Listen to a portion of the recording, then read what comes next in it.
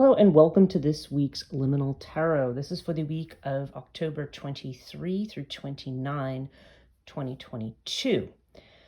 This week's influences are quite interesting because there's a sense of it's time to start pulling things together and it's time to act. There's a lot here. There's still some outstanding concerns. There's still some old business that's being finished up. But there's definitely a strong sense here that, we've been taking a break or perhaps have been held back from things. And now it's time to start moving. Astrologically, one of the things going on this week is that Saturn is going direct. In fact, I think it went direct today. I don't remember the exact timing of it. And that getting out of that retrograde point and moving forward, at least from that perspective, is something that it's going to start unblocking a lot of things and allowing certain projects and ventures and so forth to move forward. So this week, what I'm using, I've got a whole myriad of things. This is a new deck I picked up in London called the Mermaid Tarot by Dame Darcy. It's rather cute tarot. I also have using the Sibylla Oracle, which I don't think I've used before in doing this. We have the Zen Tarot. We have the Wisdom of the Tao, a Celtic Tree, Moonology, and Dark Goddess Oracle, and also our Norse Rune for the week. So let's pull all this together. And of course, as always, I like to start with Tarot. So first of all, we have the Two of Wands, the Four of Swords, and the Death card. And if you kind of read these as a unit, this is, again, there's this sense of Two of Wands is about dominion, about taking control, about wanting to move on to the next thing. Oftentimes, twos have to do with either decisions or collaborations. That there's something, and it's fire energy, so there's definitely the sense of needing to move and move forward. And with these two, I would suggest that if I almost read this as a sentence, it's like, okay, it's time to get moving. This is kind of the end of a period of retreat, because the Four of Swords tends to be about healing, about taking time out, and about staying away. But with the Death card, there's an idea that there has been this kind of pullback, this withdrawal, and that time is coming to an end. The transformation is happening, so it's time to take action.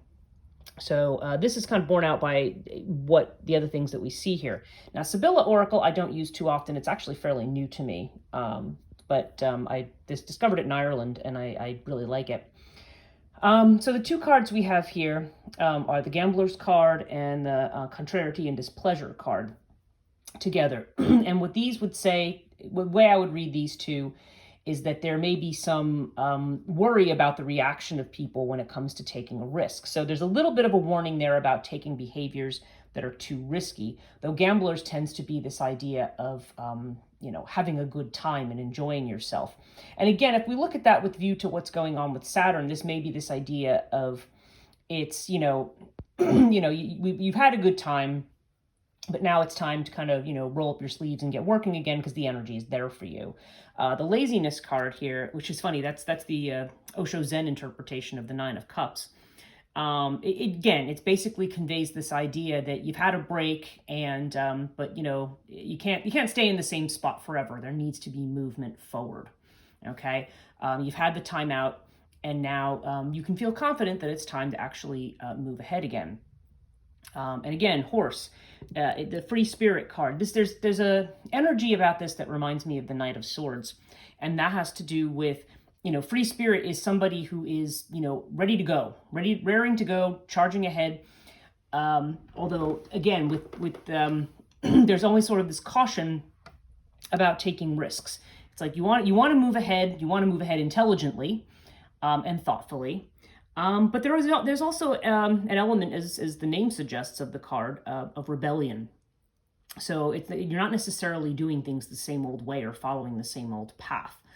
And there may be some worry about the reaction to that. But there's definitely this feeling that, that you're getting restless and it's time to move.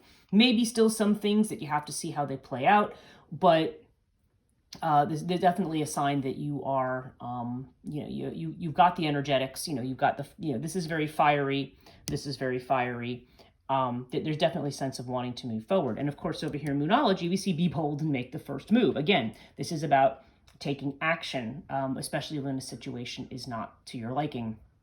But but it offers encouragement that you're kind of rising to meet whatever the next thing is for you. Okay. Now the Celtic Tree Oracle, we have the Firs, or the Own card, and this is, the Firs card has to do with gathering. Okay, it's like the magpie who flies out and collects all these different things and brings them together. Different pieces to build its nest, or to build whatever. And so it's this idea of either, one way of looking at it is that events are actually unfolding in a way that you can, that there is, there's a collection of the things that are coming together to form a picture and to form a path forward. Okay, so these may be a bunch of little things or details that little puzzle pieces that fit in the right place at the right time. The alternative is that you are actually going out and gathering those pieces, that you know what they are, they're available to you, and you can bring them together to move on to the next step. Again, in this vein also, we have the Maeve card here from the Dark Goddess Oracle. And again, this is this idea of determination. It's now it's time to make decisions. Now it's time to move forward with something, and not hold back. But again, with that, all of these, there's still this caveat of not throwing yourself completely off the cliff. You definitely need to kind of temper the fire that you have with some intellect, with some air, with the idea that you want to be thoughtful. I mean, that's another aspect of the Four of Swords down here too, is the idea of taking time out for reflection along with this. But again, combining those elements, it is definitely time to make a change. The last piece that I have in this is the rune, and you'll notice it's not that I have it turned over, it's completely blank.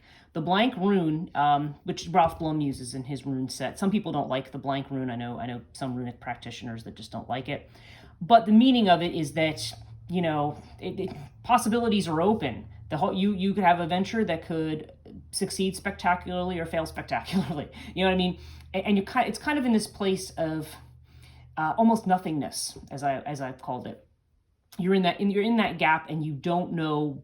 You need to take a risk. You're worried about the response to the risk, but at the same time, when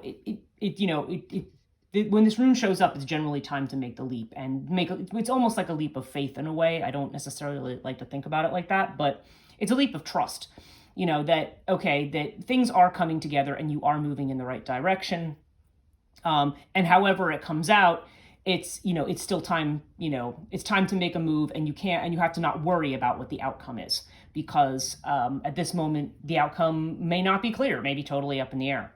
So overall, this is definitely, I feel like this definitely coincides with that Saturn energy. Definitely time to move forward on things. Again, with some reflection, but I don't know. You don't necessarily want to worry too much about the opinions of others, but this kind of a warning here against too much risky behavior. But overall, it does feel like this is a time that, you've kind of had the time to sit back. Now it's time to work towards the things that you want. Okay, and that circumstances will be gathering in that direction. Not everything may be clear right now as to how that's going to turn out, but there's definitely a message here to start making a move. That's it for this week, so we'll see you next week.